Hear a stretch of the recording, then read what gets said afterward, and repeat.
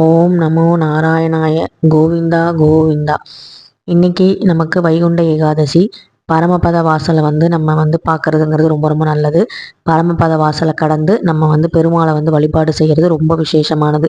இன்னைக்கு மார்கழி 15 செவ்வாய்க்கிழமையோடு வரக்கூடிய இந்த வைகுண்ட ஏகாதசியை எல்லோரும் பெருமாளை நினச்சி நல்லபடியாக விரதம் இருக்கிறவங்க விரதம் இருங்க. இல்லை விரதம் இருக்க முடியாதவங்க வழிபாடு மட்டும் செஞ்சுட்டு ஓம் நமோ நாராயணா அப்படிங்கிற மந்திரத்தை மனசுக்குள்ளேயே எவ்வளோ தூரம் சொல்ல முடியுமோ அவ்வளோ தூரம் நீங்கள் சொல்லுங்கள். நிறைய பேரால் பார்த்திங்கன்னா இப்போ விரதங்கள் இருக்க முடியறதில்ல. அதுக்கு காரணம் நம்மளுடைய உடல்நிலை தான். நானுமே ஆரம்ப காலத்தில் நல்ல விரதங்கள்லாம் இருந்துட்டு இருந்தேன். இந்த வைகுண்ட ஏகாதசி 3 நாளுமே விரதம் இருப்பேன். ஆனால் பார்த்திங்கன்னா இப்போ உடல் சில நேரங்களில் ஒத்துழைக்க மாட்டேங்குது.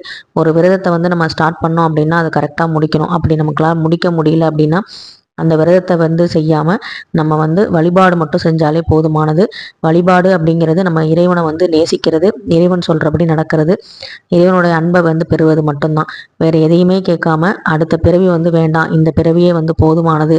எத்தனையோ பாவ புண்ணியங்கள் செஞ்சிருந்தாலும் அதை இந்த கலியுகத்திலேயே இதோடையே முடிஞ்சு போயிடணும். இதுக்கு மேலே எந்த பாவமும் செய்யாமல் நல்லபடியாக இந்த பிறவியை முடிச்சுட்டு அடுத்த பிறவியில் இறைவனுடைய பாதத்தில் சரணாகதி அடையிறது மட்டும்தான் நம்மளுடைய வேண்டுதலாக இருக்கணும். ஏன்னா கலியுக கடவுளான எம்பெருமானை வேண்டும் போது நமக்கு அவருடைய பாதத்தில் நமக்கு ஒரு இடம் கண்டிப்பாக கொடுப்பாரு. நிச்சயமாக நீங்கள் இந்த மாதிரி வேண்டுதலை வைங்க. வேறு எதுவுமே கேட்காதீங்க. நம்ம என்ன இறைவன்கிட்ட கேட்குறோமோ அது நமக்கு கிடைக்காத பட்சத்தில் அந்த இறை நம்பிக்கை அப்படிங்கிறது போயிடும்.